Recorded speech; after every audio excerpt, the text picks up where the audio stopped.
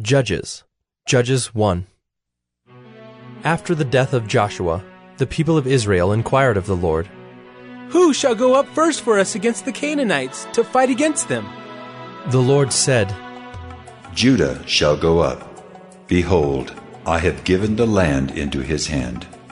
And Judah said to Simeon his brother, Come up with me into the territory allotted to me, that we may fight against the Canaanites. And I likewise will go with you into the territory allotted to you. So Simeon went with him. Then Judah went up, and the Lord gave the Canaanites and the Perizzites into their hand, and they defeated 10,000 of them at Bezek. They found Adoni-Bezek at Bezek, and fought against him, and defeated the Canaanites and the Perizzites. Adoni-Bezek fled, but they pursued him, and caught him, and cut off his thumbs and his big toes. And Adoni-Bezek said, 70 kings with their thumbs and their big toes cut off used to pick up scraps under my table, as I have done. So God has repaid me. And they brought him to Jerusalem, and he died there. And the men of Judah fought against Jerusalem, and captured it, and struck it with the edge of the sword, and set the city on fire. And afterward the men of Judah went down to fight against the Canaanites who lived in the hill country, in the Negeb, and in the lowland. And Judah went against the Canaanites who lived in Hebron. Now the name of Hebron was formerly Kiriath Arba. And they defeated Sheshai, and Ahiman, and Talmai. From there they went against the inhabitants of Debir. The name of Debir was formerly Kiriath Sepher. And Caleb said, He who attacks Kiriath Sepher and captures it, I will give him Achsah, my daughter, for a wife. And Othniel, the son of Kenaz, Caleb's younger brother, captured it. And he gave him Achsah, his daughter, for a wife. When she came to him, she urged him to ask her father for a field. And she dismounted from her donkey, and Caleb said to her, What do you want? She said to him, Give me a blessing. Since you have set me in the land of the Negeb, give me also springs of water. And Caleb gave her the upper springs and the lower springs. And the descendants of the Kenite, Moses' father-in-law, went up with the people of Judah from the city of palms into the wilderness of Judah, which lies in the Negeb near Arad, and they went and settled with the people. And Judah went with Simeon his brother, and they defeated the Canaanites who inhabited Zephath, and devoted it to destruction. So the name of the city was called Hormah. Judah also captured Gaza with its territory, and Ashkelon with its territory, and Ekron with its territory. And the Lord was with Judah, and he took possession of the hill country, but he could not drive out the inhabitants of the plain, because they had chariots of iron. And Hebron was given to Caleb, as Moses had said. And he drove out from it the 3 sons of Anak. But the people of Benjamin did not drive out the Jebusites who lived in Jerusalem. So the Jebusites have lived with the people of Benjamin in Jerusalem to this day. The house of Joseph also went up against Bethel, and the Lord was with them. And the house of Joseph scouted out Bethel. Now the name of the city was formerly Luz. And the spies saw a man coming out of the city, and they said to him, Please show us the way into the city, and we will deal kindly with you. And he showed them the way into the city. And they struck the city with the edge of the sword, but they let the man and all his family go. And the man went to the land of the Hittites, and built a city, and called its name Luz. That is its name to this day. Manasseh did not drive out the inhabitants of Bethshean and its villages, or Taanach and its villages, or the inhabitants of Dor and its villages, or the inhabitants of Ibleam and its villages, or the inhabitants of Megiddo and its villages, for the Canaanites persisted in dwelling in that land. When Israel grew strong, they put the Canaanites to forced labor, but did not drive them out completely. And Ephraim did not drive out the Canaanites who lived in Gezer, so the Canaanites lived in Gezer among them. Zebulun did not drive out the inhabitants of Kitron, or the inhabitants of Nahalal, so the Canaanites lived among them, but became subject to forced labor. Asher did not drive out the inhabitants of Akko, or the inhabitants of Sidon, or of Alab, or of Achzib, or of Helba, or of Aphik, or of Rehob. So the Asherites lived among the Canaanites, the inhabitants of the land, for they did not drive them out.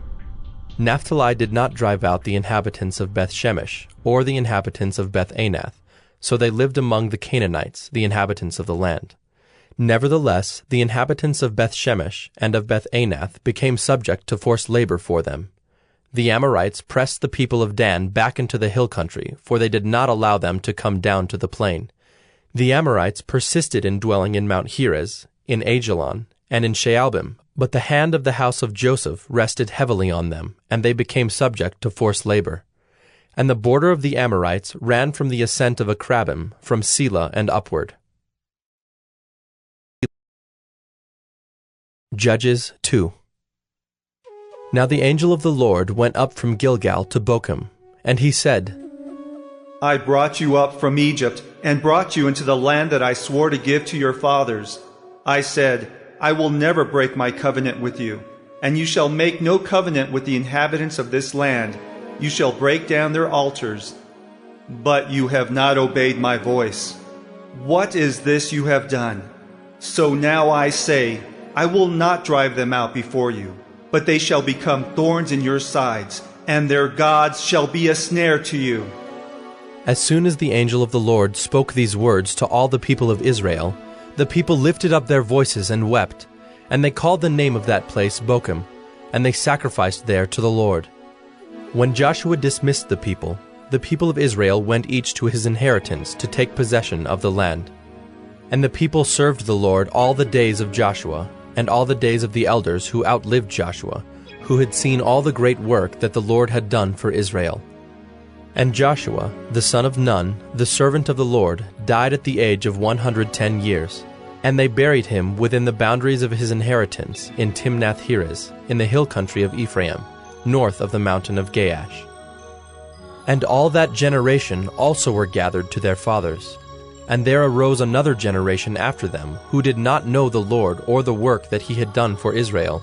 And the people of Israel did what was evil in the sight of the Lord, and served the Baals.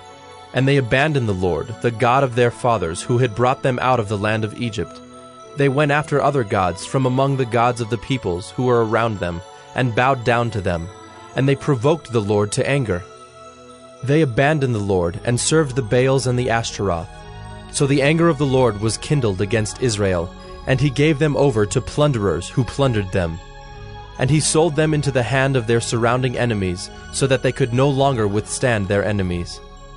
Whenever they marched out, the hand of the Lord was against them for harm, as the Lord had warned, and as the Lord had sworn to them. And they were in terrible distress.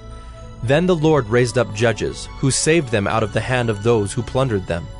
Yet they did not listen to their judges, for they whored after other gods and bowed down to them. They soon turned aside from the way in which their fathers had walked, who had obeyed the commandments of the Lord, and they did not do so. Whenever the Lord raised up judges for them, the Lord was with the judge, and he saved them from the hand of their enemies all the days of the judge. For the Lord was moved to pity by their groaning because of those who afflicted and oppressed them. But whenever the judge died, they turned back and were more corrupt than their fathers, going after other gods, serving them and bowing down to them. They did not drop any of their practices or their stubborn ways. So the anger of the Lord was kindled against Israel.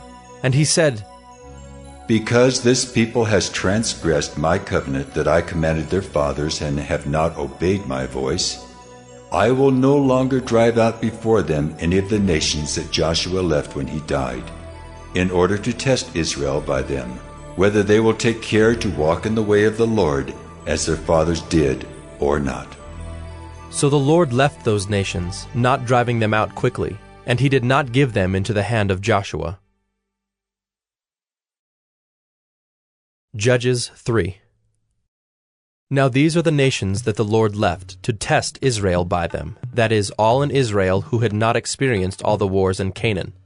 It was only in order that the generations of the people of Israel might know war, to teach war to those who had not known it before.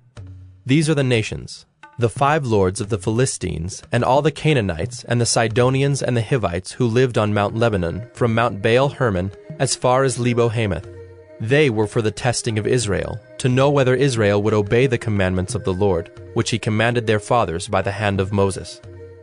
So the people of Israel lived among the Canaanites, the Hittites, the Amorites, the Perizzites, the Hivites, and the Jebusites. And their daughters they took to themselves for wives, and their own daughters they gave to their sons, and they served their gods. And the people of Israel did what was evil in the sight of the Lord. They forgot the Lord their God, and served the Baals and the Ashtaroth. Therefore the anger of the Lord was kindled against Israel, and he sold them into the hand of Cushan-Rishathaim, king of Mesopotamia. And the people of Israel served Cushan-Rishathaim 8 years. But when the people of Israel cried out to the Lord raised up a deliverer for the people of Israel, who saved them, Othniel the son of Kenaz, Caleb's younger brother. The Spirit of the Lord was upon him, and he judged Israel. He went out to war, and the Lord gave Cushan-Rishathaim, king of Mesopotamia, into his hand. And his hand prevailed over Cushan-Rishathaim. So the land had rest 40 years. Then Othniel the son of Kenaz died, and the people of Israel again did what was evil in the sight of the Lord. And the Lord strengthened Eglon, the king of Moab, against Israel, because they had done what was evil in the sight of the Lord. He gathered to himself the Ammonites and the Amalekites, and went and defeated Israel, and they took possession of the city of palms. And the people of Israel served Eglon the king of Moab 18 years. Then the people of Israel cried out to the Lord, and the Lord raised up for them a deliverer, Ehud the son of Gera, the Benjaminite, a left-handed man. The people of Israel sent tribute by him to Eglon the king of Moab. And Ehud made for himself a sword with 2 edges, a cubit in length, and he bound it on his right thigh under his clothes. And he presented the tribute to Eglon king of Moab. Now Eglon was a very fat man, and when Ehud had finished presenting the tribute, he sent away the people who carried the tribute. But he himself turned back at the idols near Gilgal and said, I have a secret message for you, O king. And he commanded, Silence! And all his attendants went out from his presence. And Ehud came to him as he was sitting alone in his cool roof chamber. And Ehud said, I have a message from God for you. And he arose from his seat. And Ehud reached with his left hand, took the sword from his right thigh, and thrust it into his belly. And the hilt also went in after the blade, and the fat closed over the blade, for he did not pull the sword out of his belly. And the dung came out. Then Ehud went out into the porch, and closed the doors of the roof chamber behind him, and locked them. When he had gone, the servants came, and when they saw that the doors of the roof chamber were locked, they thought, Surely he is relieving himself in the closet of the cool chamber. And they waited till they were embarrassed. But when he still did not open the doors of the roof chamber, they took the key and opened them, and there lay their lord dead on the floor. Ehud escaped while they delayed, and he passed beyond the idols and escaped to Seirah. When he arrived, he sounded the trumpet in the hill country of Ephraim. Then the people of Israel went down with him from the hill country, and he was their leader. And he said to them, Follow after me, for the Lord has given your enemies the Moabites into your hand. So they went down after him and seized the fords of the Jordan against the Moabites, and did not allow anyone to pass over. And they killed at that time about 10,000 of the Moabites, all strong, able-bodied men. Not a man escaped. So Moab was subdued that day under the hand of Israel, and the land had rest for 80 years. After him was Shamgar the son of Anath, who killed 600 of the Philistines with an ox goad, and he also saved Israel. Judges 4. And the people of Israel again did what was evil in the sight of the Lord after Ehud died. And the Lord sold them into the hand of Jabin, king of Canaan, who reigned in Hazor. The commander of his army was Sisera, who lived in Harosheth Hagoyim. Then the people of Israel cried out to the Lord for help, for he had 900 chariots of iron, and he oppressed the people of Israel cruelly for 20 years. Now Deborah, a prophetess, the wife of Lapidoth, was judging Israel at that time. She used to sit under the palm of Deborah between Ramah and Bethel, in the hill country of Ephraim, and the people of Israel came up to her for judgment. She sent and summoned Barak, the son of Abinoam, from Kedesh Naphtali, and said to him, Has not the Lord, the God of Israel, commanded you? Go, gather your men at Mount Tabor, taking 10,000 from the people of Naphtali and the people of Zebulun. And I will draw out Sisera, the general of Jabin's army, to meet you by the river Kishon with his chariots and his troops, and I will give him into your hand. Barak said to her, If you will go with me, I will go. But if you will not go with me, I will not go.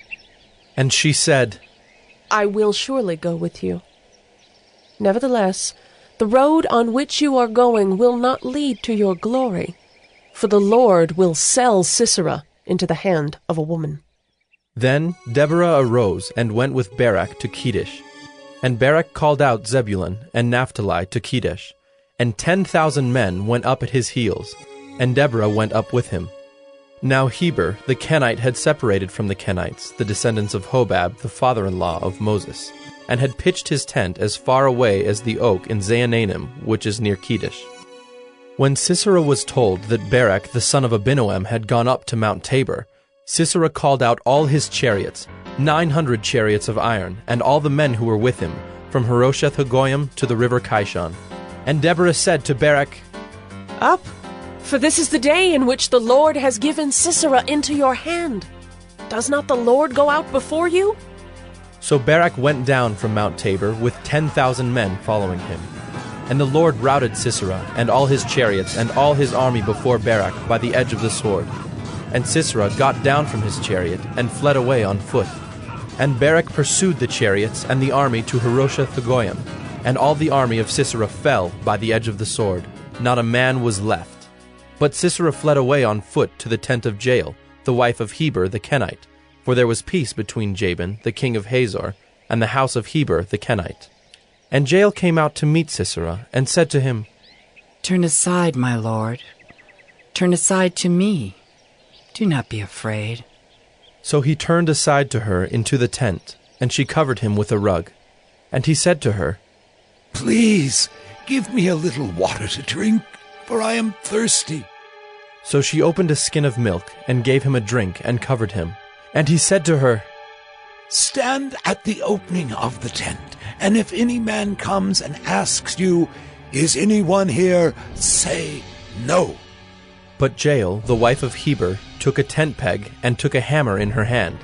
Then she went softly to him, and drove the peg into his temple until it went down into the ground while he was lying fast asleep from weariness. So he died. And behold, as Barak was pursuing Sisera, Jael went out to meet him, and said to him, "Come, and I will show you the man whom you are seeking." So he went into her tent, and there lay Sisera dead with a tent peg in his temple. So on that day God subdued Jabin, the king of Canaan, before the people of Israel. And the hand of the people of Israel pressed harder and harder against Jabin, the king of Canaan, until they destroyed Jabin, king of Canaan.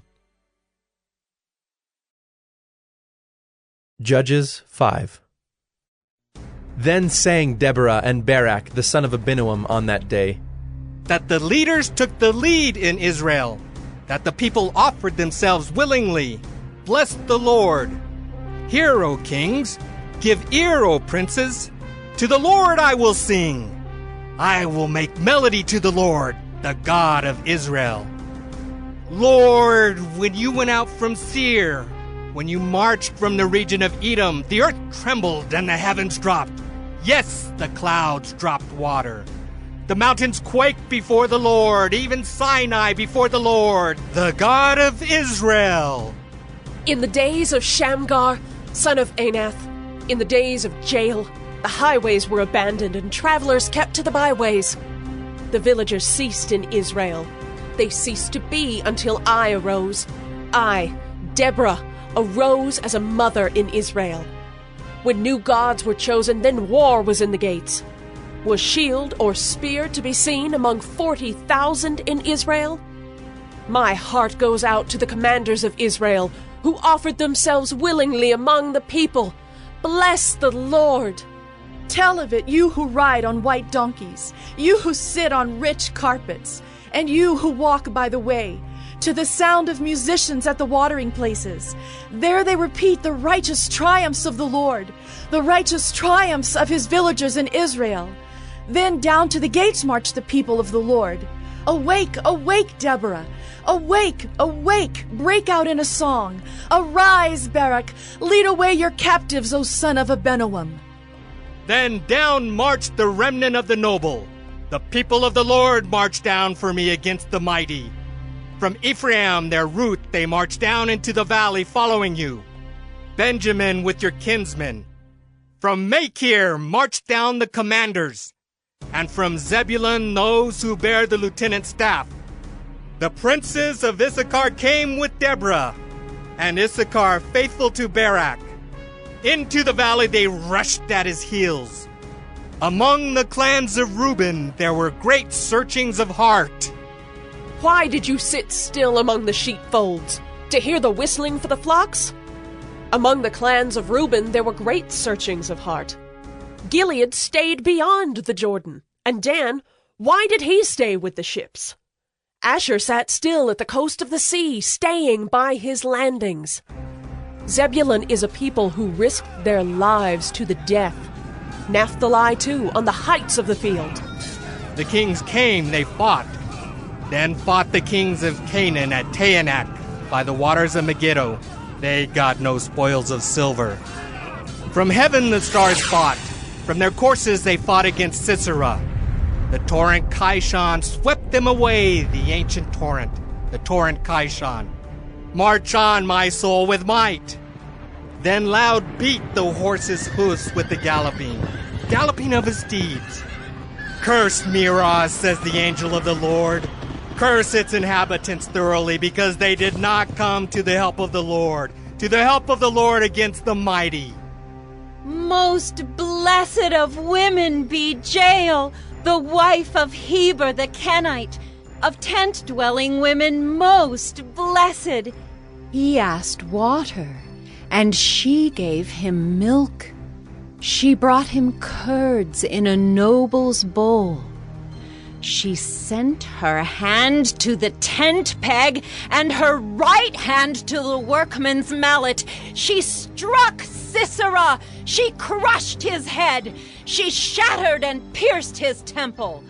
Between her feet he sank. He fell. He lay still. Between her feet he sank. He fell. Where he sank, there he fell, dead. Out of the window she peered. The mother of Sisera wailed through the lattice. Why is his chariot so long in coming? Why tarry the hoofbeats of his chariots? Her wisest princesses answer. Indeed, she answers herself. Have they not found and divided the spoil? A womb or two for every man. Spoil of dyed materials for Sisera, spoil of dyed materials embroidered, 2 pieces of dyed work embroidered for the neck as spoil. So may all your enemies perish, O Lord, but your friends be like the sun as he rises in his might. And the land had rest for 40 years. Judges 6. The people of Israel did what was evil in the sight of the Lord, and the Lord gave them into the hand of Midian 7 years. And the hand of Midian overpowered Israel. And because of Midian, the people of Israel made for themselves the dens that are in the mountains, and the caves, and the strongholds. For whenever the Israelites planted crops, the Midianites and the Amalekites and the people of the east would come up against them. They would encamp against them and devour the produce of the land as far as Gaza, and leave no sustenance in Israel, and no sheep or ox or donkey. For they would come up with their livestock and their tents. They would come like locusts in number. Both they and their camels could not be counted, so that they laid waste the land as they came in. And Israel was brought very low because of Midian, and the people of Israel cried out for help to the Lord. When the people of Israel cried out to the Lord on account of the Midianites, the Lord sent a prophet to the people of Israel. And he said to them, Thus says the Lord, the God of Israel, I led you up from Egypt, and brought you out of the house of bondage. And I delivered you from the hand of the Egyptians, and from the hand of all who oppressed you, and drove them out before you, and gave you their land. And I said to you, I am the Lord your God. You shall not fear the gods of the Amorites, in whose land you dwell. But you have not obeyed my voice. Now the angel of the Lord came and sat under the terebinth at Ophrah, which belonged to Joash the Abiezrite, while his son Gideon was beating out wheat in the winepress to hide it from the Midianites. And the angel of the Lord appeared to him and said to him, The Lord is with you, O mighty man of valor. And Gideon said to him, Please, sir, if the Lord is with us, why then has all this happened to us? And where are all his wonderful deeds that our fathers recounted to us, saying, 'Did not the Lord bring us up from Egypt?' But now the Lord has forsaken us, and given us into the hand of Midian." And the Lord turned to him and said, "Go in this might of yours, and save Israel from the hand of Midian. Do not I send you?" And he said to him, "Please, Lord, how can I save Israel? Behold, my clan is the weakest in Manasseh, and I am the least in my father's house." And the Lord said to him, "But I will be with you, and you shall strike the Midianites as one man." And he said to him, "If now I have found favor in your eyes, then show me a sign that it is you who speak with me. Please, do not depart from here until I come to you and bring out my present and set it before you." And he said, "I will stay till you return." So Gideon went into his house, and prepared a young goat and unleavened cakes from an ephah of flour. The meat he put in a basket, and the broth he put in a pot, and brought them to him under the terebinth, and presented them. And the angel of God said to him, "Take the meat and the unleavened cakes, and put them on this rock, and pour the broth over them." And he did so. Then the angel of the Lord reached out the tip of the staff that was in his hand, and touched the meat and the unleavened cakes. And fire sprang up from the rock, and consumed the meat and the unleavened cakes. And the angel of the Lord vanished from his sight. Then Gideon perceived that he was the angel of the Lord. And Gideon said, "Alas, O Lord God, for now I have seen the angel of the Lord face to face." But the Lord said to him, "Peace be to you. Do not fear, you shall not die." Then Gideon built an altar there to the Lord, and called it, "The Lord is Peace." To this day it still stands at Ophrah, which belongs to the Abiezrites.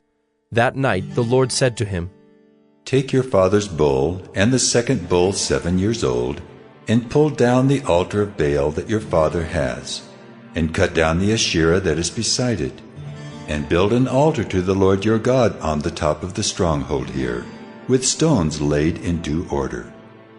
Then take the second bull and offer it as a burnt offering with the wood of the Asherah that you shall cut down." So Gideon took 10 men of his servants, and did as the Lord had told him. But because he was too afraid of his family and the men of the town to do it by day, he did it by night. When the men of the town rose early in the morning, behold, the altar of Baal was broken down, and the Asherah beside it was cut down, and the second bull was offered on the altar that had been built. And they said to one another, "Who has done this thing?" And after they had searched and inquired, they said, "Gideon, the son of Joash, has done this thing." Then the men of the town said to Joash, "Bring out your son, that he may die, for he has broken down the altar of Baal and cut down the Asherah beside it." But Joash said to all who stood against him, "Will you contend for Baal? Or will you save him? Whoever contends for him shall be put to death by morning. If he is a god, let him contend for himself, because his altar has been broken down." Therefore, on that day, Gideon was called Jerubbaal, that is to say, "Let Baal contend against him," because he broke down his altar.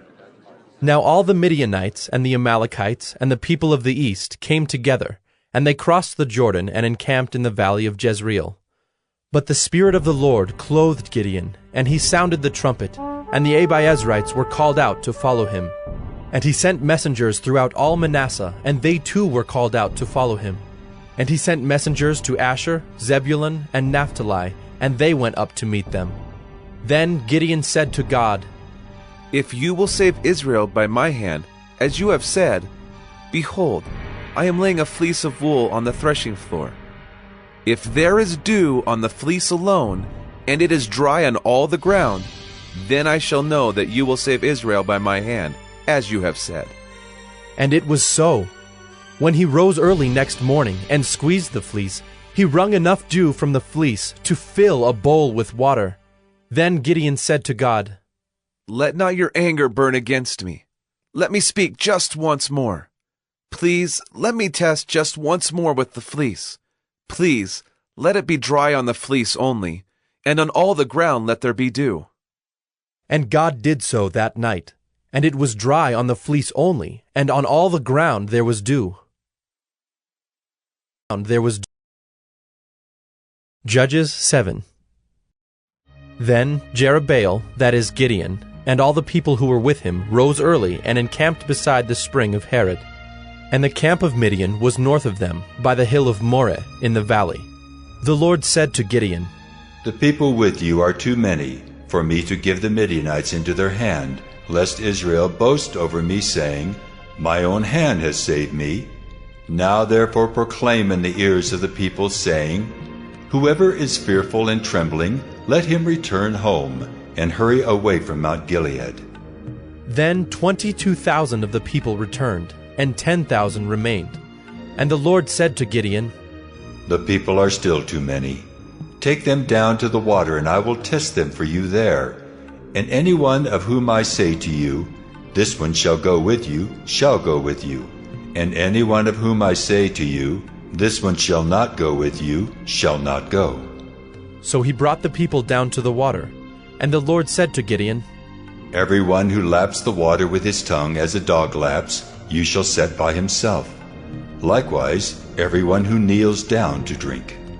And the number of those who lapped, putting their hands to their mouths, was 300 men, but all the rest of the people knelt down to drink water. And the Lord said to Gideon, With the 300 men who lapped, I will save you, and give the Midianites into your hand, and let all the others go, every man to his home. So the people took provisions in their hands and their trumpets. And he sent all the rest of Israel, every man to his tent, but retained the 300 men. And the camp of Midian was below him in the valley. That same night the Lord said to him, Arise, go down against the camp, for I have given it into your hand. But if you are afraid to go down to the camp with Purah your servant, and you shall hear what they say. And afterward your hands shall be strengthened to go down against the camp. Then he went down with Purah his servant to the outposts of the armed men who were in the camp. And the Midianites and the Amalekites and all the people of the east lay along the valley like locusts in abundance, and their camels were without number as the sand that is on the seashore in abundance. When Gideon came, behold, a man was telling a dream to his comrade. And he said, Behold, I dreamed a dream, and behold, a cake of barley bread tumbled into the camp of Midian, and came to the tent and struck it so that it fell, and turned it upside down, so that the tent lay flat. And his comrade answered, This is no other than the sword of Gideon, the son of Joash, a man of Israel. God has given into his hand Midian and all the camp. As soon as Gideon heard the telling of the dream and its interpretation, he worshipped, and he returned to the camp of Israel and said, Arise, for the Lord has given the host of Midian into your hand. And he divided the 300 men into 3 companies, and put trumpets into the hands of all of them, and empty jars with torches inside the jars. And he said to them, Look at me, and do likewise. When I come to the outskirts of the camp, do as I do. When I blow the trumpet, I and all who are with me, then blow the trumpets also on every side of all the camp, and shout, For the Lord and for Gideon! So Gideon and the 100 men who were with him came to the outskirts of the camp at the beginning of the middle watch, when they had just set the watch. And they blew the trumpets and smashed the jars that were in their hands. Then the 3 companies blew the trumpets and broke the jars. They held in their left hands the torches, and in their right hands the trumpets to blow. And they cried out, A sword for the Lord and for Gideon! Every man stood in his place around the camp, and all the army ran. They cried out and fled. When they blew the 300 trumpets, the Lord set every man's sword against his comrade and against all the army. And the army fled as far as Bethshittah toward Zererah, as far as the border of Abel-Meholah by Tabbath. And the men of Israel were called out from Naphtali and from Asher and from all Manasseh, and they pursued after Midian. Gideon sent messengers throughout all the hill country of Ephraim, saying, Come down against the Midianites and capture the waters against them, as far as Beth-barah and also the Jordan. So all the men of Ephraim were called out, and they captured the waters as far as Beth-barah and also the Jordan. And they captured the 2 princes of Midian, Oreb and Zeeb. They killed Oreb at the rock of Oreb, and Zeeb they killed at the winepress of Zeeb. Then they pursued Midian, and they brought the heads of Oreb and Zeeb to Gideon across the Jordan. Judges 8. Then the men of Ephraim said to him, What is this that you have done to us, not to call us when you went to fight against Midian? And they accused him fiercely. And he said to them, What have I done now in comparison with you? Is not the gleaning of the grapes of Ephraim better than the grape harvest of Abiezer? God has given into your hands the princes of Midian, Oreb and Zeeb. What have I been able to do in comparison with you? Then their anger against him subsided when he said this. And Gideon came to the Jordan and crossed over, he and the 300 men who were with him, exhausted yet pursuing. So he said to the men of Succoth, Please give loaves of bread to the people who follow me, for they are exhausted, and I am pursuing after Zebah and Zalmunna, the kings of Midian. And the officials of Succoth said, Are the hands of Zebah and Zalmunna already in your hand, that we should give bread to your army? So Gideon said, Well then, when the Lord has given Zebah and Zalmunna into my hand, I will flail your flesh with the thorns of the wilderness and with briars. And from there he went up to Penuel, and spoke to them in the same way, and the men of Penuel answered him as the men of Succoth had answered. And he said to the men of Penuel, When I come again in peace, I will break down this tower. Now Zebah and Zalmunna were in Karkor with their army, about 15,000 men, all who were left of all the army of the people of the east, for there had fallen 120,000 men who drew the sword. And Gideon went up by the way of the tent dwellers, east of Nobah and Jogbehah, and attacked the army, for the army felt secure. And Zebah and Zalmunna fled, and he pursued them and captured the 2 kings of Midian, Zebah and Zalmunna. And he threw all the army into a panic.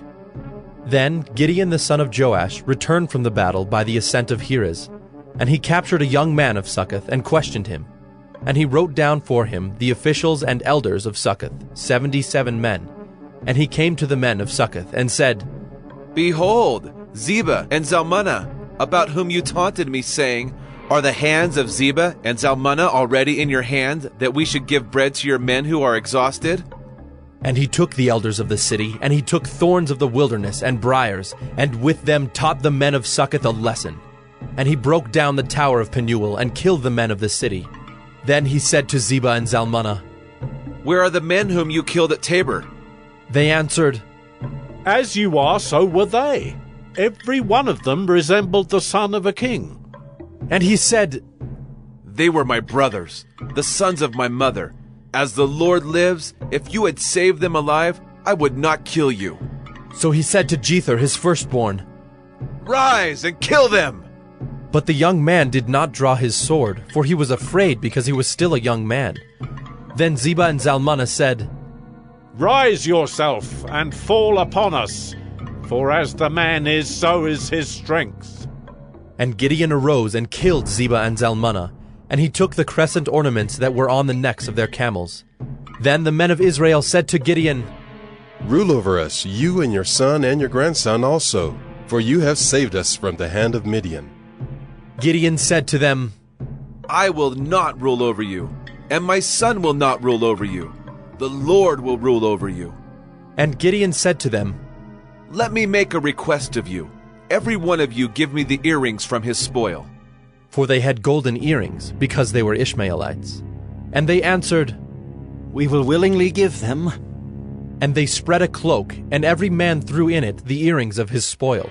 And the weight of the golden earrings that he requested was 1,700 shekels of gold, besides the crescent ornaments and the pendants and the purple garments worn by the kings of Midian, and besides the collars that were around the necks of their camels. And Gideon made an ephod of it and put it in his city, in Ophrah. And all Israel whored after it there, and it became a snare to Gideon and to his family. So Midian was subdued before the people of Israel, and they raised their heads no more. And the land had rest 40 years in the days of Gideon. Jerubbaal, the son of Joash, went and lived in his own house. Now Gideon had 70 sons, his own offspring, for he had many wives. And his concubine, who was in Shechem, also bore him a son, and he called his name Abimelech. And Gideon, the son of Joash, died in a good old age, and was buried in the tomb of Joash his father, at Ophrah of the Abiezrites. As soon as Gideon died, the people of Israel turned again, and whored after the Baals, and made Baal Berith their god. And the people of Israel did not remember the Lord their God, who had delivered them from the hand of all their enemies on every side, and they did not show steadfast love to the family of Jerubbaal, that is, Gideon, in return for all the good that he had done to Israel. Judges 9. Now Abimelech, the son of Jerubbaal, went to Shechem to his mother's relatives, and said to them and to the whole clan of his mother's family, Say in the ears of all the leaders of Shechem, which is better for you, that all 70 of the sons of Jerubbaal rule over you, or that one rule over you? Remember also that I am your bone and your flesh. And his mother's relatives spoke all these words on his behalf in the ears of all the leaders of Shechem, and their hearts inclined to follow Abimelech, for they said, He is our brother. And they gave him 70 pieces of silver out of the house of Baal-berith, with which Abimelech hired worthless and reckless fellows who followed him. And he went to his father's house at Ophrah, and killed his brothers, the sons of Jerubbaal, 70 men on one stone. But Jotham, the youngest son of Jerubbaal, was left, for he hid himself. And all the leaders of Shechem came together, and all Beth Millo, and they went and made Abimelech king by the oak of the pillar at Shechem. When it was told to Jotham, he went and stood on top of Mount Gerizim, and cried aloud, and said to them, Listen to me, you leaders of Shechem, that God may listen to you. The trees once went out to anoint a king over them, and they said to the olive tree, Reign over us. But the olive tree said to them, Shall I leave my abundance by which gods and men are honored, and go hold sway over the trees? And the trees said to the fig tree, You come and reign over us. But the fig tree said to them, Shall I leave my sweetness and my good fruit, and go hold sway over the trees? And the tree said to the vine, You come and reign over us. But the vine said to them, Shall I leave my wine that cheers God and men, and go hold sway over the trees? Then all the trees said to the bramble, You come and reign over us. And the bramble said to the trees, If in good faith you are anointing me king over you, then come and take refuge in my shade. But if not, let fire come out of the bramble and devour the cedars of Lebanon.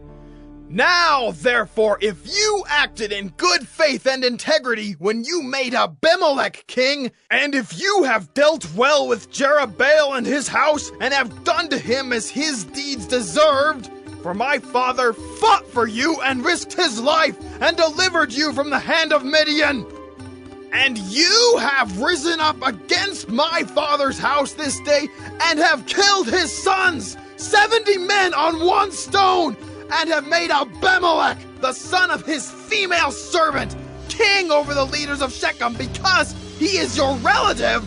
If you then have acted in good faith and integrity with Jerubbaal and with his house this day, then rejoice in Abimelech, and let him also rejoice in you. But if not, let fire come out from Abimelech and devour the leaders of Shechem and Beth Millo. And let fire come out from the leaders of Shechem and from Beth Millo and devour Abimelech. And Jotham ran away and fled and went to Beer and lived there because of Abimelech his brother. Abimelech ruled over Israel 3 years. And God sent an evil spirit between Abimelech and the leaders of Shechem. And the leaders of Shechem dealt treacherously with Abimelech, that the violence done to the 70 sons of Jerubbaal might come, and their blood be laid on Abimelech their brother who killed them, and on the men of Shechem who strengthened his hands to kill his brothers. And the leaders of Shechem put men in ambush against him on the mountaintops, and they robbed all who passed by them along that way. And it was told to Abimelech. And Gaal, the son of Ebed, moved into Shechem with his relatives. And the leaders of Shechem put confidence in him. And they went out into the field and gathered the grapes from their vineyards, and trod them and held a festival. And they went into the house of their God, and ate and drank, and reviled Abimelech. And Gaal, the son of Ebed, said, Who is Abimelech? And who are we of Shechem that we should serve him? Is he not the son of Jerubbaal? And is not Zebul his officer? Serve the men of Hamor, the father of Shechem? But why should we serve him? Would that this people were under my hand. then I would remove Abimelech. I would say to Abimelech, increase your army and come out. When Zebul, the ruler of the city, heard the words of Gaal, the son of Ebed, his anger was kindled, and he sent messengers to Abimelech secretly, saying, Behold, Gaal the son of Ebed and his relatives have come to Shechem, and they are stirring up the city against you. Now therefore go by night, you and the people who are with you, and set an ambush in the field. And then in the morning, as soon as the sun is up, rise early and rush upon the city. And when he and the people who are with him come out against you, you may do to them as your hand finds to do. So Abimelech and all the men who were with him rose up by night and set an ambush against Shechem in 4 companies. And Gaal, the son of Ebed, went out and stood in the entrance of the gate of the city. And Abimelech and the people who were with him rose from the ambush. And when Gaal saw the people, he said to Zebul, Look, people are coming down from the mountaintops. And Zebul said to him, You mistake the shadow of the mountains for men. Gaal spoke again and said, Look, people are coming down from the center of the land, and one company is coming from the direction of the diviner's oak. Then Zebul said to him, Where is your mouth now, you who said, Who is Abimelech that we should serve him? Are not these the people whom you despised? Go out now and fight with them. And Gaal went out at the head of the leaders of Shechem and fought with Abimelech. And Abimelech chased him, and he fled before him. And many fell wounded up to the entrance of the gate. And Abimelech lived at Arumah, and Zebul drove out Gaal and his relatives so that they could not dwell at Shechem. On the following day, the people went out into the field, and Abimelech was told. He took his people and divided them into 3 companies and set an ambush in the fields. And he looked and saw the people coming out of the city. So he rose against them and killed them.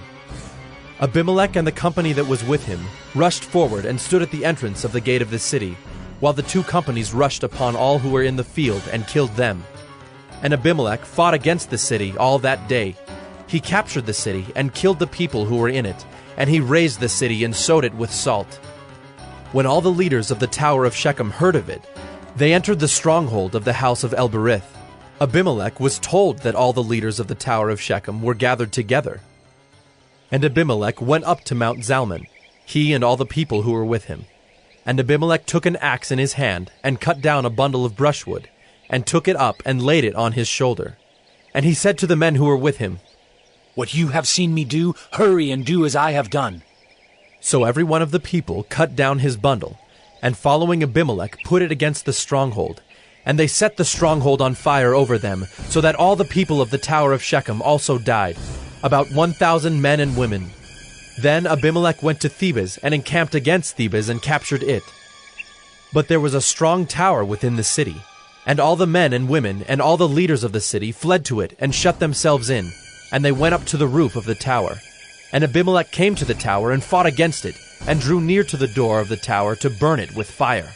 And a certain woman threw an upper millstone on Abimelech's head and crushed his skull. Then he called quickly to the young man, his armor-bearer, and said to him, Draw your sword and kill me, lest they say of me, A woman killed him. And his young man thrust him through, and he died. And when the men of Israel saw that Abimelech was dead, everyone departed to his home. Thus God returned the evil of Abimelech, which he committed against his father in killing his 70 brothers. And God also made all the evil of the men of Shechem return on their heads, and upon them came the curse of Jotham, the son of Jerubbaal.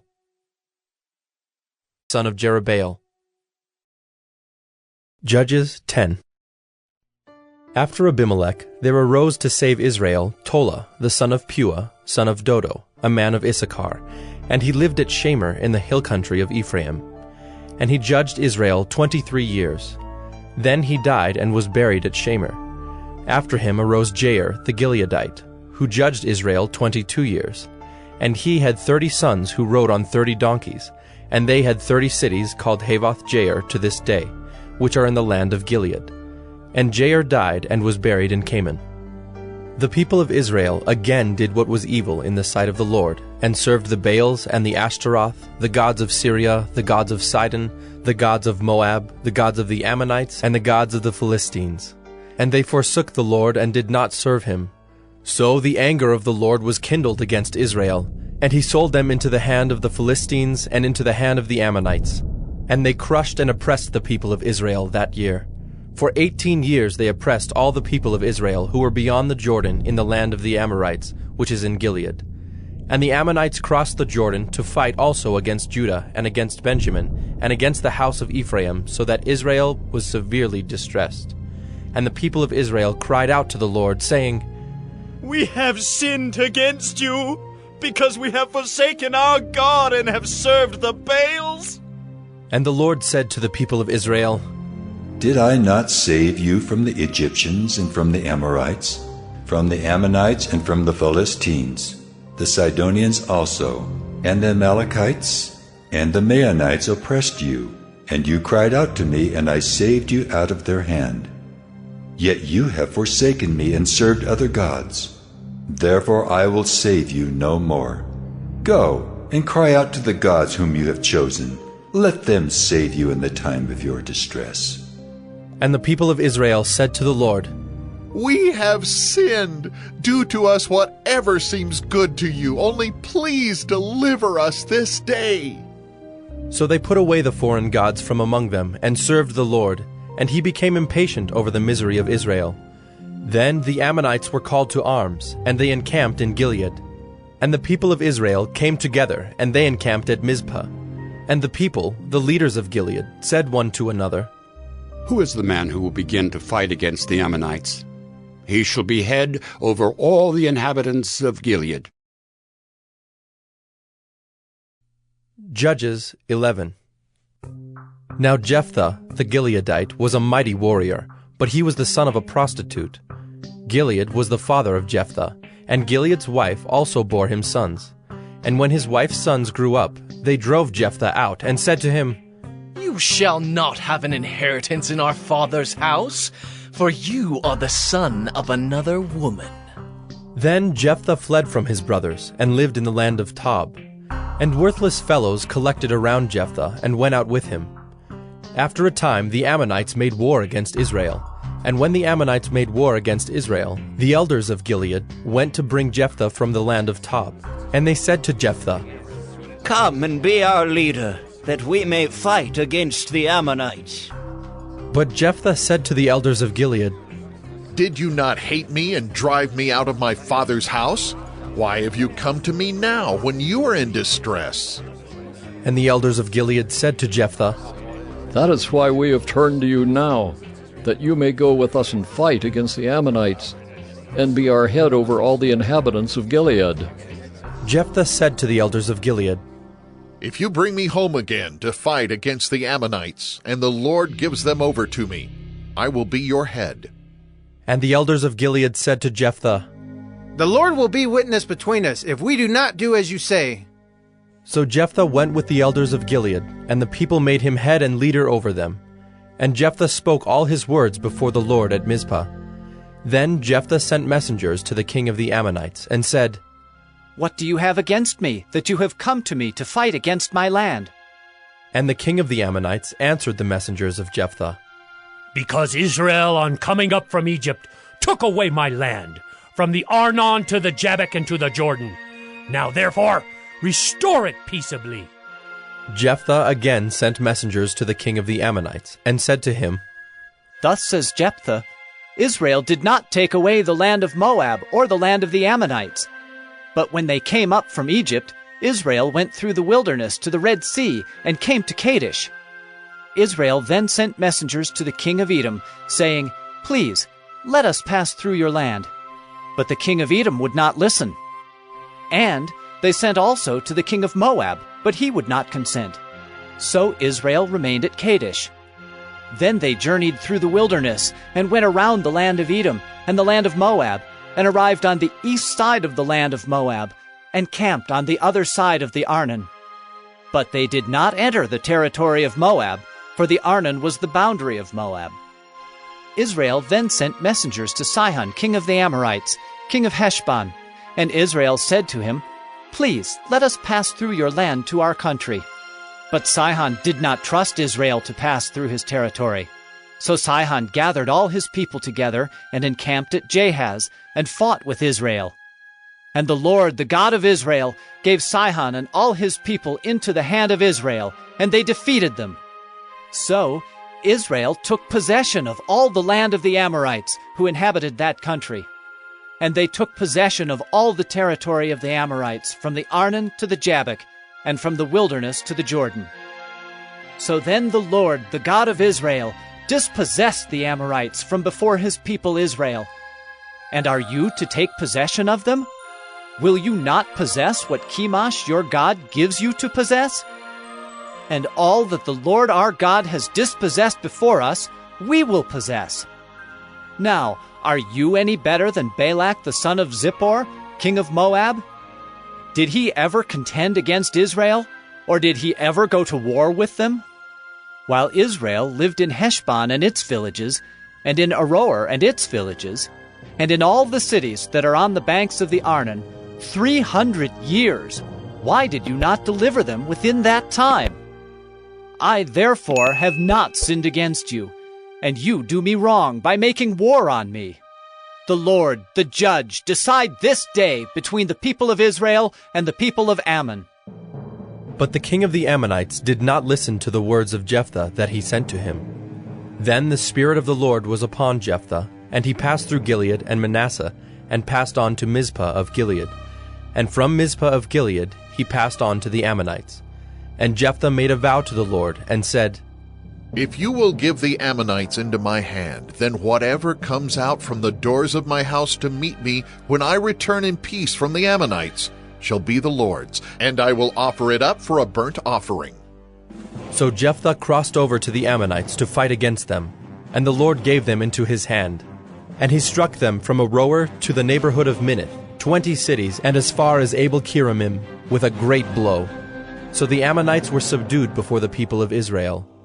Then Jephthah came to his home at Mizpah.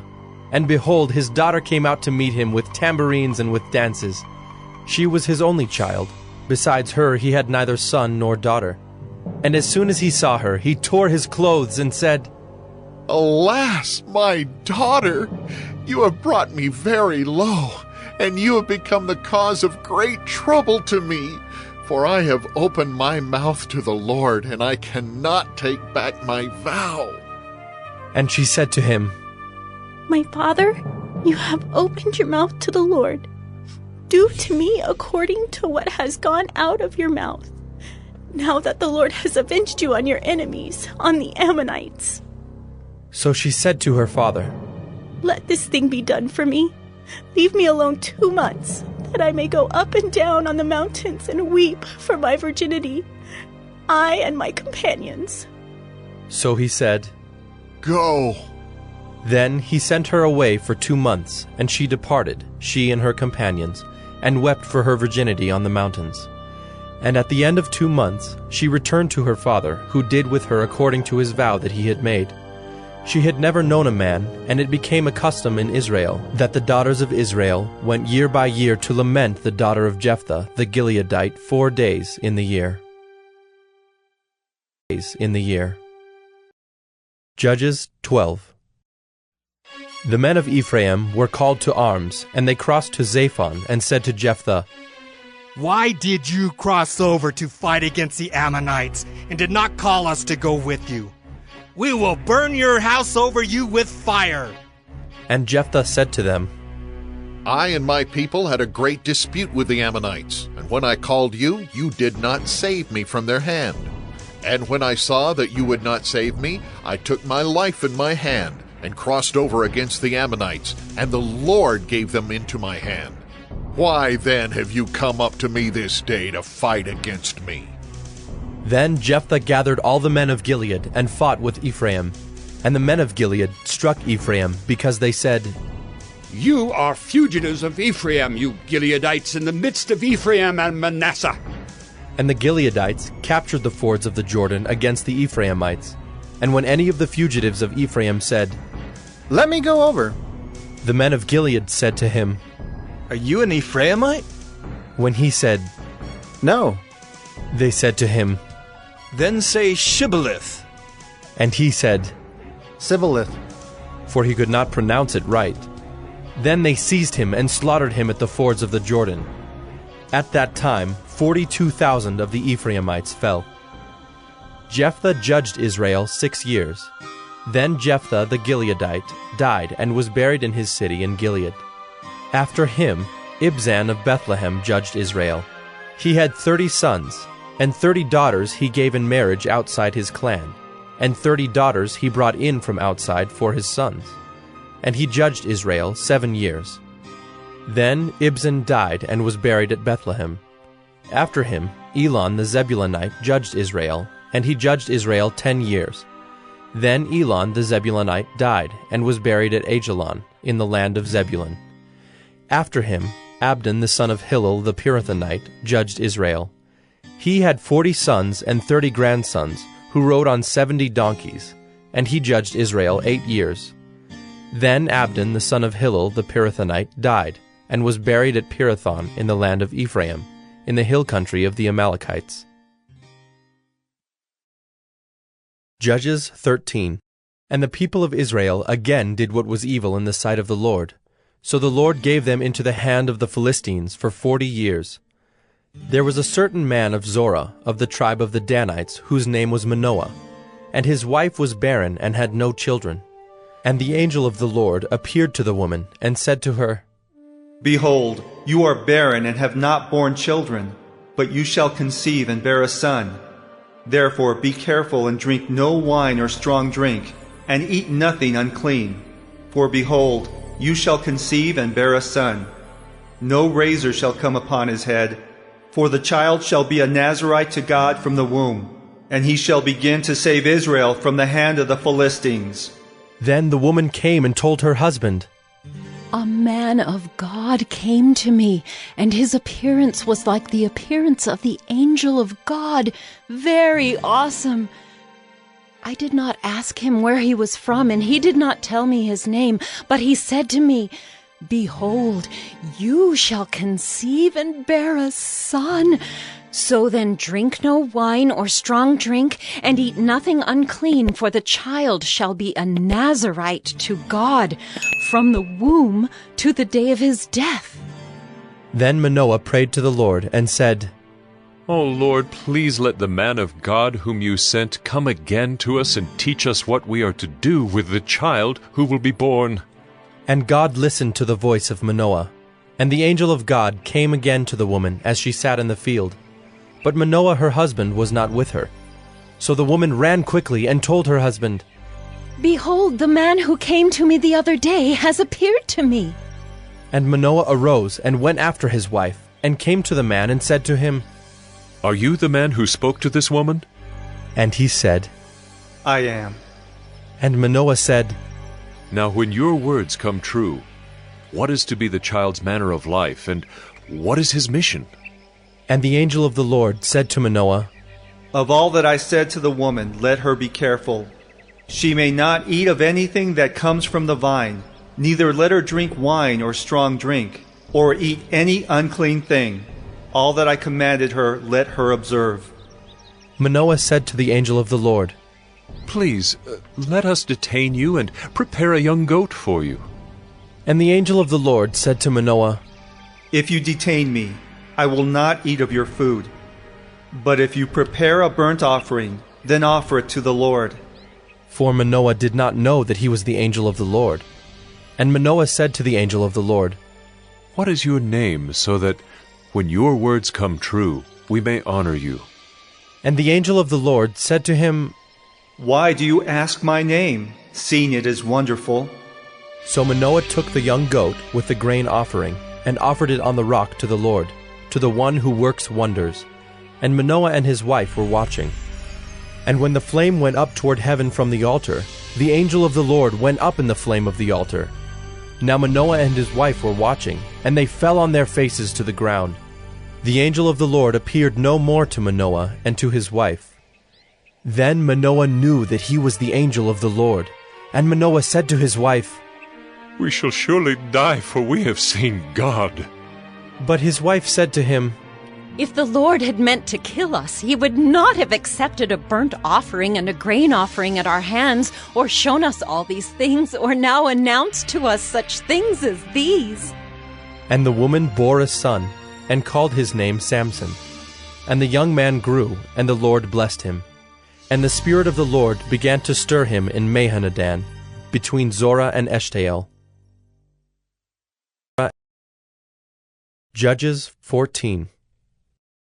Samson went down to Timnah, and at Timnah he saw one of the daughters of the Philistines. Then he came up and told his father and mother, I saw one of the daughters of the Philistines at Timnah. Now get her for me as my wife.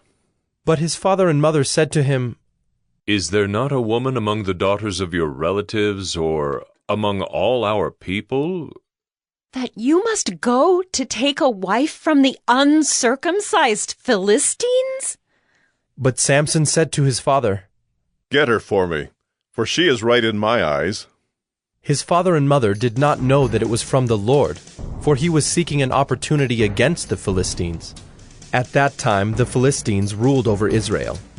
Then Samson went down with his father and mother to Timnah, and they came to the vineyards of Timnah. And behold, a young lion came toward him roaring. Then the Spirit of the Lord rushed upon him, and although he had nothing in his hand, he tore the lion in pieces as one tears a young goat. But he did not tell his father or his mother what he had done. Then he went down and talked with the woman, and she was right in Samson's eyes. After some days he returned to take her. And he turned aside to see the carcass of the lion, and behold, there was a swarm of bees in the body of the lion, and honey. He scraped it out into his hands, and went on, eating as he went. And he came to his father and mother, and gave some to them, and they ate. But he did not tell them that he had scraped the honey from the carcass of the lion. His father went down to the woman, and Samson prepared a feast there, for so the young men used to do. As soon as the people saw him, they brought 30 companions to be with him. And Samson said to them, Let me now put a riddle to you. If you can tell me what it is within the 7 days of the feast, and find it out, then I will give you 30 linen garments and 30 changes of clothes. But if you cannot tell me what it is, then you shall give me 30 linen garments and 30 changes of clothes. And they said to him, Put your riddle that we may hear it. And he said to them, Out of the eater came something to eat. Out of the strong came something sweet. And in 3 days they could not solve the riddle. On the 4th day they said to Samson's wife, Entice your husband to tell us what the riddle is, lest we burn you and your father's house with fire. Have you invited us here to impoverish us? And Samson's wife wept over him and said, You only hate me. You do not love me. You've put a riddle to my people, and you have not told me what it is. And he said to her, Behold, I have not told my father nor my mother, and shall I tell you? She wept before him the 7 days that their feast lasted. And on the 7th day he told her, because she pressed him hard. Then she told the riddle to her people. And the men of the city said to him on the 7th day, before the sun went down, What is sweeter than honey? What is stronger than a lion?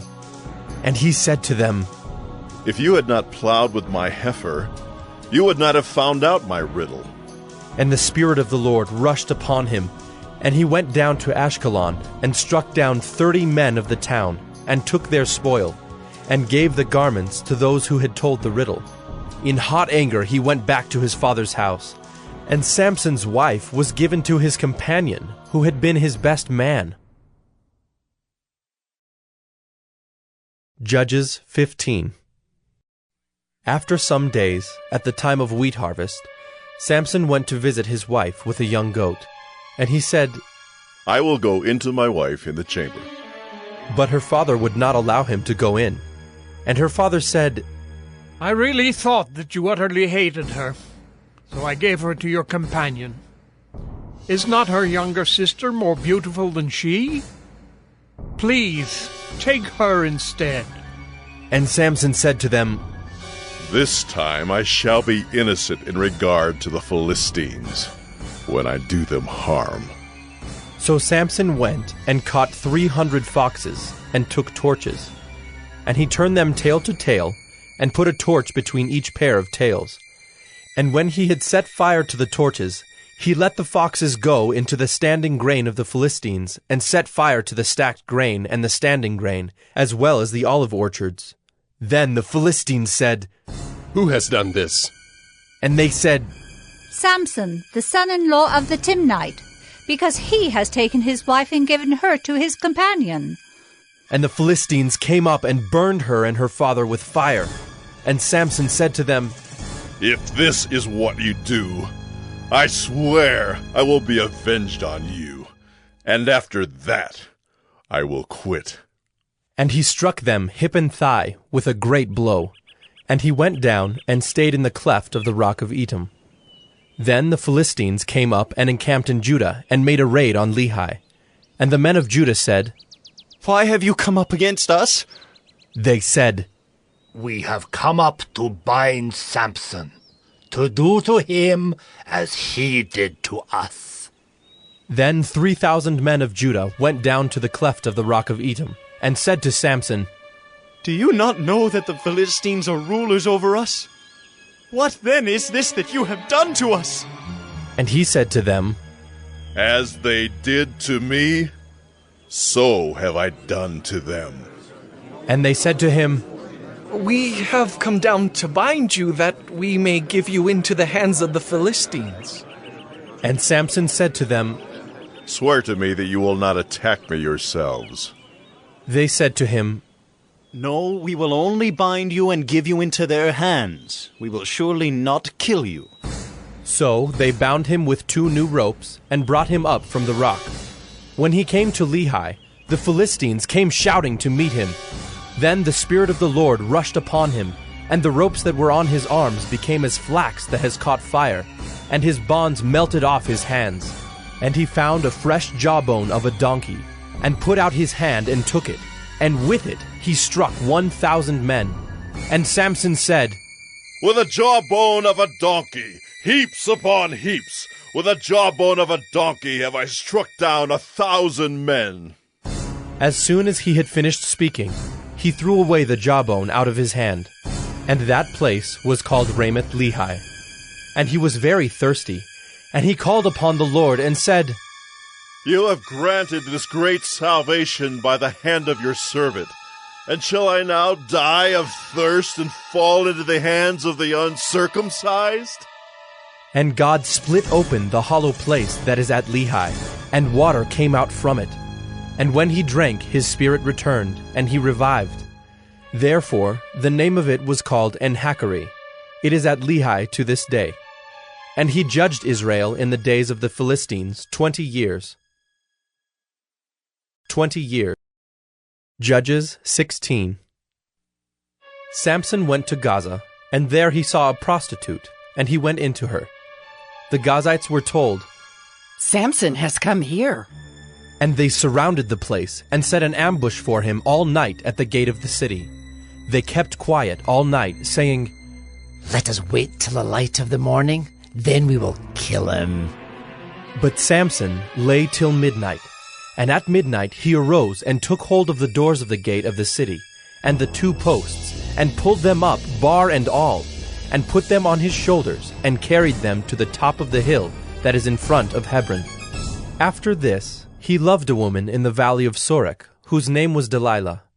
And the lords of the Philistines came up to her, and said to her, "Seduce him, and see where his great strength lies, and by what means we may overpower him, that we may bind him to humble him.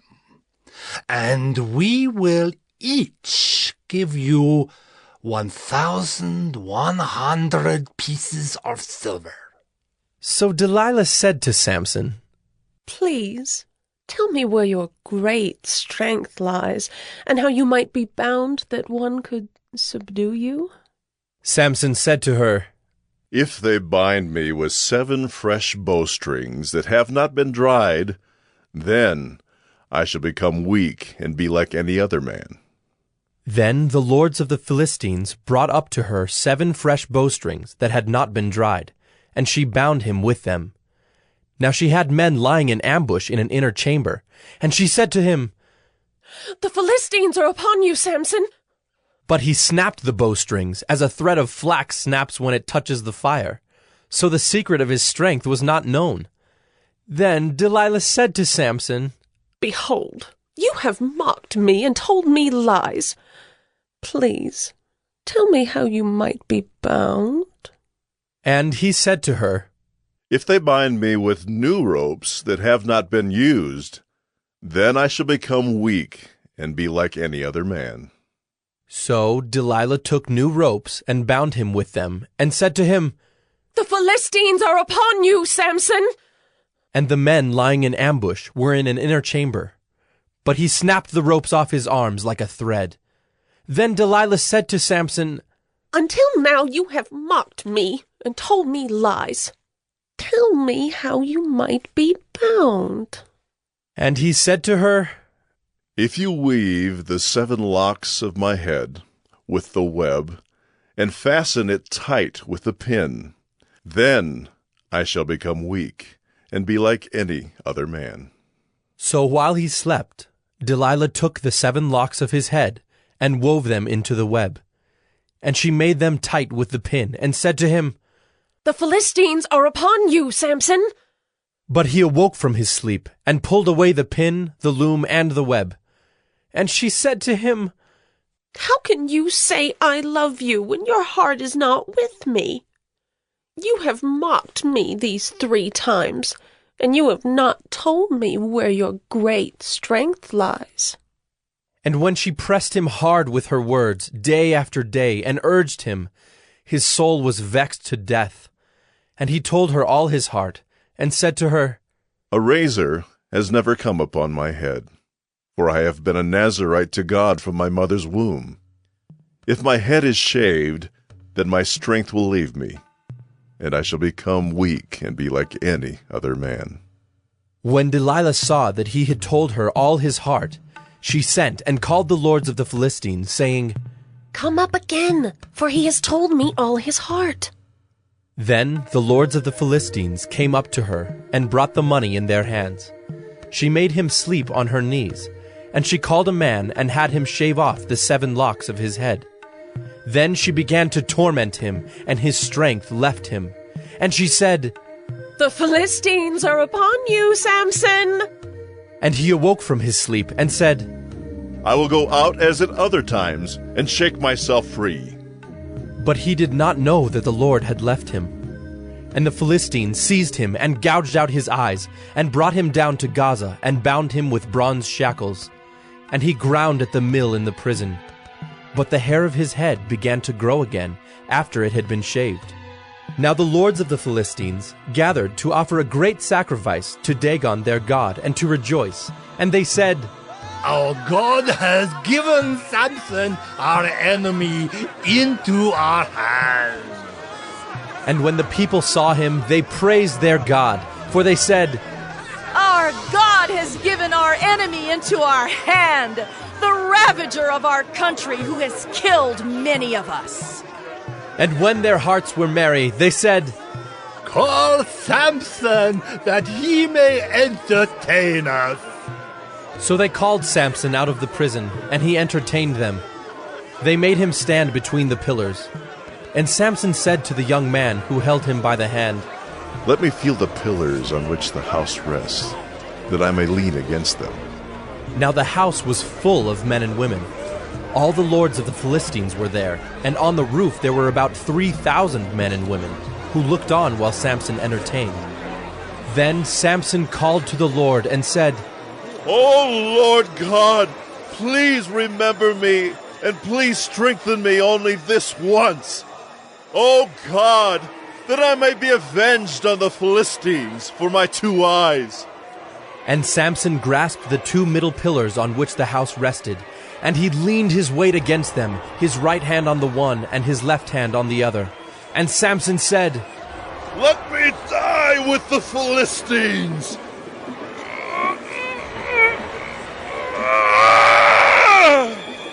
Then he bowed with all his strength, and the house fell upon the lords and upon all the people who were in it. So the dead whom he killed at his death were more than those whom he had killed during his life. Then his brothers and all his family came down and took him and brought him up and buried him between Zorah and Eshtaol in the tomb of Manoah his father. He had judged Israel 20 years. 20 years. Judges 17. There was a man of the hill country of Ephraim, whose name was Micah. And he said to his mother, "The 1,100 pieces of silver that were taken from you, about which you uttered a curse, and also spoke it in my ears, behold, the silver is with me. I took it." And his mother said, "Blessed be my son by the Lord." And he restored the 1,100 pieces of silver to his mother. And his mother said, "I dedicate the silver to the Lord from my hand for my son, to make a carved image and a metal image. Now therefore I will restore it to you." So when he restored the money to his mother took 200 pieces of silver, and gave it to the silversmith, who made it into a carved image and a metal image. And it was in the house of Micah. And the man Micah had a shrine, and he made an ephod and household gods, and ordained one of his sons, who became his priest. In those days there was no king in Israel. Everyone did what was right in his own eyes. Now there was a young man of Bethlehem in Judah, of the family of Judah, who was a Levite, and he sojourned there. And the man departed from the town of Bethlehem in Judah to sojourn where he could find a place. And as he journeyed, he came to the hill country of Ephraim, to the house of Micah. And Micah said to him, "Where do you come from?" And he said to him, "I am a Levite of Bethlehem in Judah, and I'm going to sojourn where I may find a place." And Micah said to him, "Stay with me, and be to me a father and a priest, and I will give you 10 pieces of silver a year, and a suit of clothes, and your living." And the Levite went in. And the Levite was content to dwell with the man, and the young man became to him like one of his sons. And Micah ordained the Levite, and the young man became his priest, and was in the house of Micah. Then Micah said, "Now I know that the Lord will prosper me, because I have a Levite as priest." Judges 18. In those days there was no king in Israel. And in those days the tribe of the people of Dan was seeking for itself an inheritance to dwell in, for until then no inheritance among the tribes of Israel had fallen to them. So the people of Dan sent 5 able men from the whole number of their tribe, from Zorah and from Eshtaol, to spy out the land and to explore it. And they said to them, "Go and explore the land." And they came to the hill country of Ephraim, to the house of Micah, and lodged there. When they were by the house of Micah, they recognized the voice of the young Levite. And they turned aside and said to him, "Who brought you here? What are you doing in this place? What is your business here?" And he said to them, "This is how Micah dealt with me. He has hired me, and I have become his priest." And they said to him, "Inquire of God, please, that we may know whether the journey on which we are setting out will succeed." And the priest said to them, "Go in peace. The journey on which you go is under the eye of the Lord." Then the 5 men departed and came to Laish, and saw the people who were there, how they lived in security, after the manner of the Sidonians, quiet and unsuspecting, lacking nothing that is in the earth, and possessing wealth, and how they were far from the Sidonians, and had no dealings with anyone. And when they came to their brothers at Zorah and Eshtaol, their brothers said to them, "What do you report?" They said, "Arise, and let us go up against them, for we have seen the land, and behold, it is very good. And will you do nothing? Do not be slow to go to enter in and possess the land. As soon as you go, you will come to an unsuspecting people. The land is spacious, for God has given it into your hands, a place where there is no lack of anything that is in the earth." So 600 men of the tribe of Dan, armed with weapons of war, set out from Zorah and Eshtaol, and went up and encamped at Kiriath-Jearim in Judah. On this account that place is called Mahaneh-dan to this day. Behold, it is west of Kiriath-Jearim. And they passed on from there to the hill country of Ephraim, and came to the house of Micah. Then the 5 men who had gone to scout out the country of Laish said to their brothers, Do you know that in these houses there are an ephod, household gods, a carved image, and a metal image? Now therefore consider what you will do. And they turned aside there, and came to the house of the young Levite at the home of Micah, and asked him about his welfare. Now the 600 men of the Danites, armed with their weapons of war, stood by the entrance of the gate. And the 5 men who had gone to scout out the land went up and entered and took the carved image, the ephod, the household gods, and the metal image, while the priests stood by the entrance of the gate with the 600 men armed with weapons of war. And when these went into Micah's house and took the carved image, the ephod, the household gods, and the metal image, the priest said to them, What are you doing? And they said to him, Keep quiet. Put your hand on your mouth and come with us, and be to us a father and a priest. Is it better for you to be priest to the house of one man, or to be priest to a tribe and clan in Israel? And the priest's heart was glad. He took the ephod and the household gods and the carved image, and went along with the people. So they turned and departed, putting the little ones and the livestock and the goods in front of them. When they had gone a distance from the home of Micah, the men who were in the houses near Micah's house were called out, and they overtook the people of Dan. And they shouted to the people of Dan, who turned around and said to Micah, What is the matter with you, that you come with such a company? And he said, You take my gods that I made and the priest, and go away? And what have I left? How then do you ask me, What is the matter with you? And the people of Dan said to him, Do not let your voice be heard among us, lest angry fellows fall upon you, and you lose your life with the lives of your household. Then the people of Dan went their way, and when Micah saw that they were too strong for him, he turned and went back to his home. But the people of Dan took what Micah had made, and the priest who belonged to him, and they came to Laish, to a people quiet and unsuspecting, and struck them with the edge of the sword, and burned the city with fire. And there was no deliverer, because it was far from Sidon, and they had no dealings with anyone. It was in the valley that belongs to Beth-rehob. Then they rebuilt the city, and lived in it.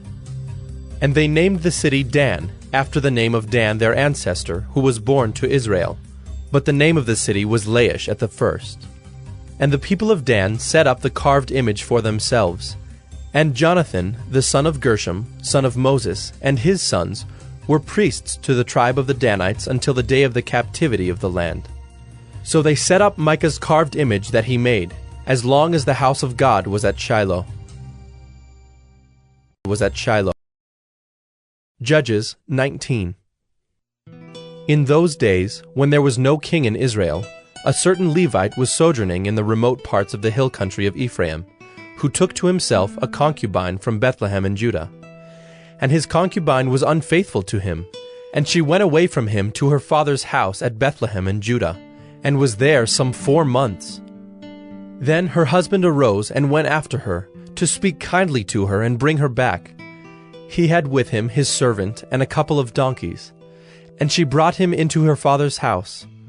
And when the girl's father saw him, he came with joy to meet him. And his father-in-law, the girl's father, made him stay, and he remained with him 3 days.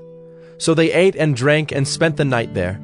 And on the 4th day they arose early in the morning, and he prepared to go.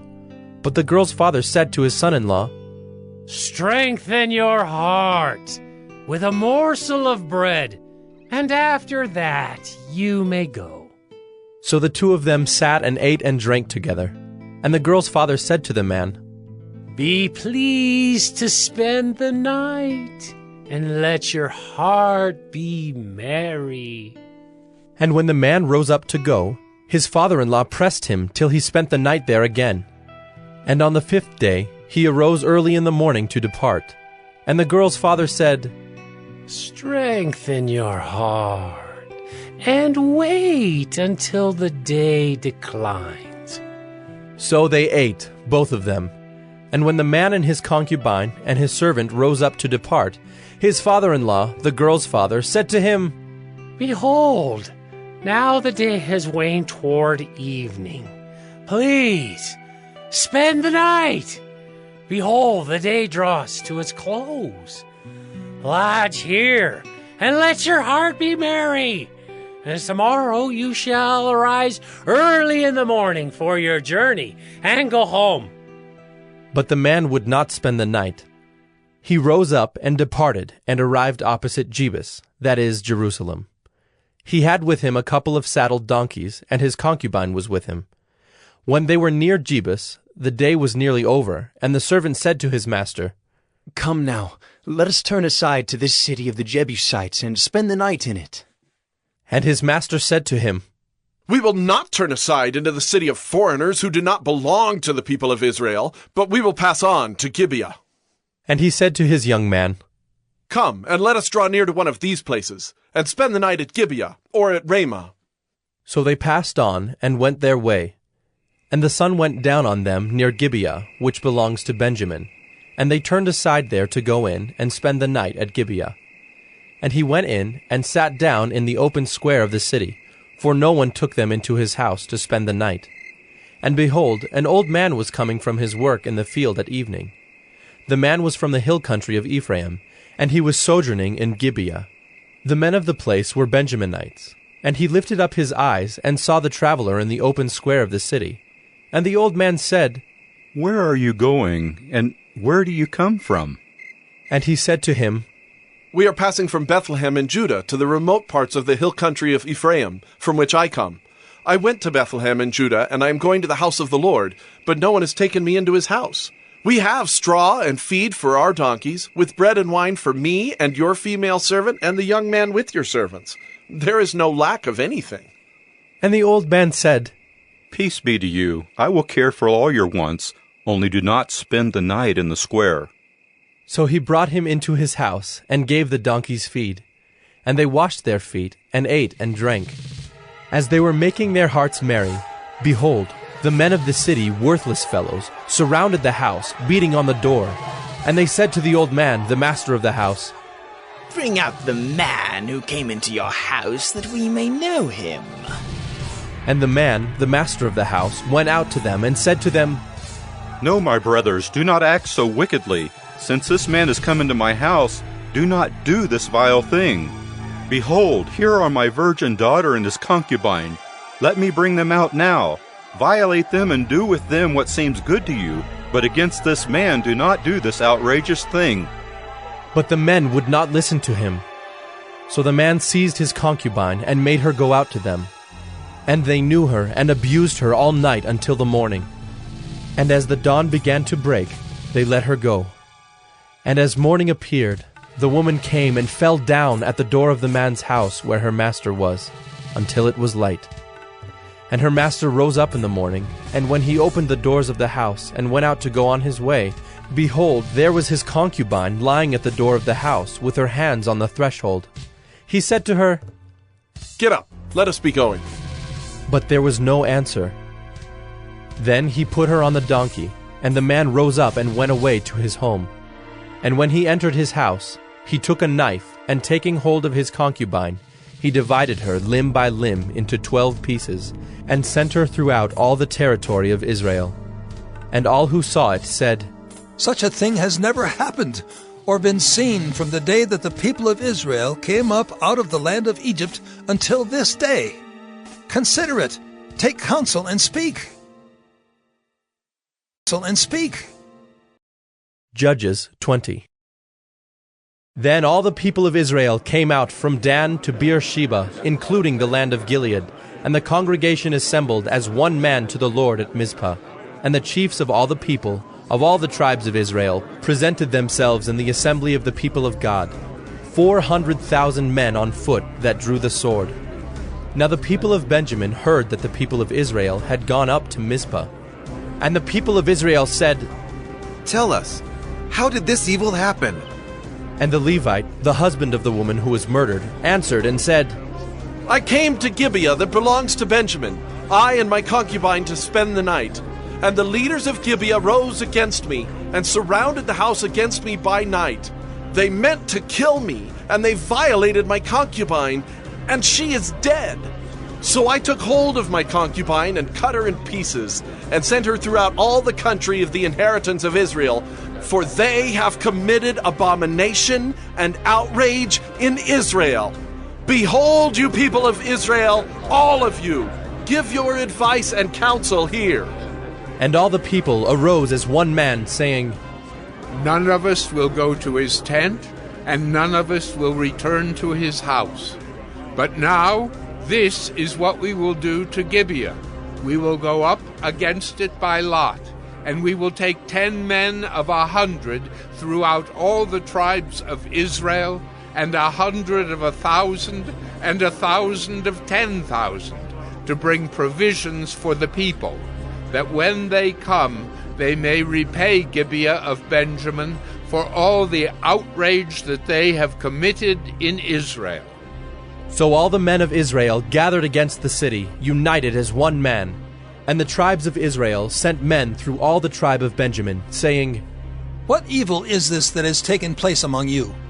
Now therefore give up the men, the worthless fellows in Gibeah, that we may put them to death and purge evil from Israel. But the Benjaminites would not listen to the voice of their brothers, the people of Israel. Then the people of Benjamin came together out of the cities to Gibeah to go out to battle against the people of Israel. And the people of Benjamin mustered out of their cities on that day 26,000 men who drew the sword, besides the inhabitants of Gibeah, who mustered 700 chosen men. Among all these were 700 chosen men who were left-handed. Every one could sling a stone at a hair and not miss. And the men of Israel, apart from Benjamin, mustered 400,000 men who drew the sword. All these were men of war. The people of Israel arose and went up to Bethel and inquired of God, Who shall go up first for us to fight against the people of Benjamin? And the Lord said, Judah shall go up first. Then the people of Israel rose in the morning and encamped against Gibeah. And the men of Israel went out to fight against Benjamin, and the men of Israel drew up the battle line against them at Gibeah. The people of Benjamin came out of Gibeah and destroyed on that day 22,000 men of the Israelites. But the people, the men of Israel, took courage, and again formed the battle line in the same place where they had formed it on the first day. And the people of Israel went up and wept before the Lord until the evening. And they inquired of the Lord, Shall we again draw near to fight against our brothers, the people of Benjamin?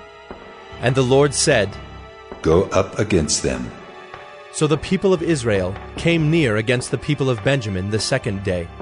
And Benjamin went against them out of Gibeah the second day, and destroyed 18,000 men of the people of Israel. All these were men who drew the sword. Then all the people of Israel, the whole army, went up and came to Bethel and wept. They sat there before the Lord and fasted that day until evening, and offered burnt offerings and peace offerings before the Lord.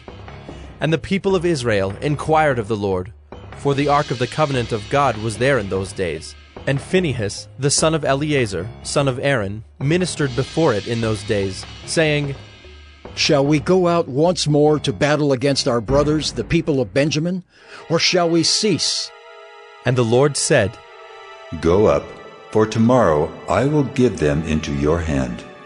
So Israel sent men in ambush around Gibeah.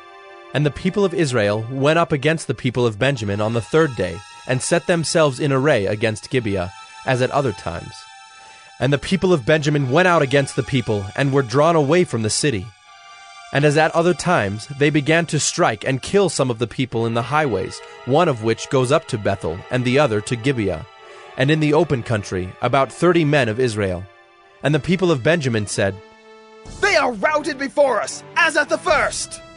But the people of Israel said, Let us flee and draw them away from the city to the highways. And all the men of Israel rose up out of their place and set themselves in array at Baal Tamar. And the men of Israel who were in ambush rushed out of their place from Mearagibah. And there came against Gibeah 10,000 chosen men out of all Israel. And the battle was hard, but the Benjaminites did not know that disaster was close upon them. And the Lord defeated Benjamin before Israel. And the people of Israel destroyed 25,100 men of Benjamin that day. All these were men who drew the sword. So the people of Benjamin saw that they were defeated. The men of Israel gave ground to Benjamin because they trusted the men in ambush whom they had set against Gibeah. Then the men in ambush hurried and rushed against Gibeah. The men in ambush moved out and struck all the city with the edge of the sword. Now the appointed signal between the men of Israel and the men in the main ambush was that when they made a great cloud of smoke rise up out of the city, the men of Israel should turn in battle. Now Benjamin had begun to strike and kill about 30 men of Israel. They said, "Surely they are defeated before us, as in the first battle." But when the signal began to rise out of the city in a column of smoke, the Benjaminites looked behind them, and behold, the whole of the city went up in smoke to heaven.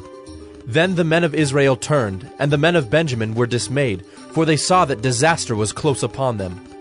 Therefore they turned their backs before the men of Israel in the direction of the wilderness, but the battle overtook them. And those who came out of the cities were destroying them in their midst. Surrounding the Benjaminites, they pursued them and trod them down from Noah as far as opposite Gibeah on the east. 18,000 men of Benjamin fell, all of them men of valor. And they turned and fled toward the wilderness, to the rock of Rimmon. 5,000 men of them were cut down in the highways, and they were pursued hard to Gideon, and 2,000 men of them were struck down. So all who fell that day of Benjamin were 25,000 men who drew the sword, all of them men of valor. But 600 men turned and fled toward the wilderness to the rock of Rimmon, and remained at the rock of Rimmon 4 months. And the men of Israel turned back against the people of Benjamin, and struck them with the edge of the sword, the city, men and beasts, and all that they found. And all the towns that they found they set on fire. They set on fire. Judges 21. Now the men of Israel had sworn at Mizpah, "No one of us shall give his daughter in marriage to Benjamin." And the people came to Bethel, and sat there till evening before God. And they lifted up their voices and wept bitterly. And they said, "O Lord, the God of Israel, why has this happened in Israel, that today there should be one tribe lacking in Israel?" And the next day the people rose early and built there an altar, and offered burnt offerings and peace offerings. And the people of Israel said, "Which of all the tribes of Israel did not come up in the assembly to the Lord?" For they had taken a great oath concerning him who did not come up to the Lord to Mizpah, saying, "He shall surely be put to death." And the people of Israel had compassion for Benjamin their brother, and said, "One tribe is cut off from Israel this day. What shall we do for wives for those who are left, since we have sworn by the Lord that we will not give them any of our daughters for wives?" And they said, "What one is there of the tribes of Israel that did not come up to the Lord to Mizpah?" And behold, no one had come to the camp from Jabesh-Gilead to the assembly. For when the people were mustered, behold, not one of the inhabitants of Jabesh-Gilead was there. So the congregation sent 12,000 of their bravest men there, and commanded them, "Go and strike the inhabitants of Jabesh-Gilead with the edge of the sword, also the women and the little ones. This is what you shall do. Every male and every woman that has lain with a male you shall devote to destruction." And they found among the inhabitants of Jabesh-Gilead 400 young virgins, who had not known a man by lying with him. And they brought them to the camp at Shiloh, which is in the land of Canaan. Then the whole congregation sent word to the people of Benjamin who were at the rock of Rimmon, and proclaimed peace to them. And Benjamin returned at that time. And they gave them the women whom they had saved alive of the women of Jabesh-Gilead. But they were not enough for them. And the people had compassion on Benjamin, because the Lord had made a breach in the tribes of Israel.